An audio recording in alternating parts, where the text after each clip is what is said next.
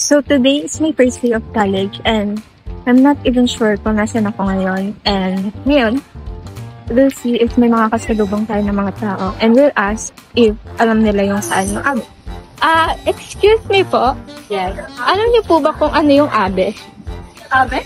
Ano yun? Ano yung abe? As in, pangalan ng tao? Abe po, as in Agricultural and Biosystems Engineering. Hindi ko rin alam. Took the river ride? Check. So next is the...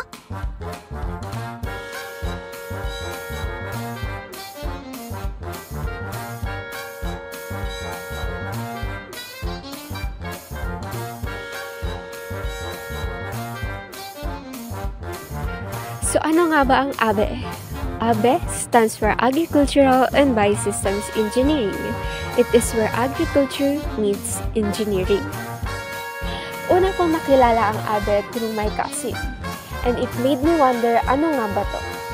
So I searched it, and I realized na ito pala yung interest ko noon pa man. To build systems, to innovate technologies, and to develop sustainable solutions for agriculture. Gusto kong maiangat ang agrikultura ng ating bansa. Kawawa ang ating mga magsasaka. Sila itong nagpapakain sa atin, pero sila mismo walang makain. Ang ironic, di ba?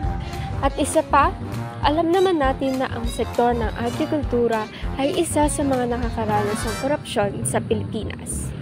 At dito, nakita ko na mas kailangan natin ng pagbabago. At mas kailangan natin ng mga kabataan na kikilos. Hindi sapat na pinag-uusapan lang natin ang problema. Kailangan din natin maging parte ng solusyon. Dahil ang agrikultura ay hindi lang laban ng magsasaka. Ito ay laban ng bawat Pilipino para sa ating bansa.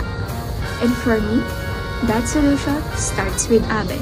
What fuels me is that agriculture is the backbone of our nation. And as a youth, I believe that agriculture will no longer be left behind, but will stand strong, respected, and thriving at the heart of our progress. That's why it's our responsibility to act now, to innovate, and to make agriculture sustainable. Dahil ang laban ng magsasaka ay laban din natin lahat. So together, let us sprout up. This is Leah Ashley Asmansayak. Para sa bayan, arham at agrikultura.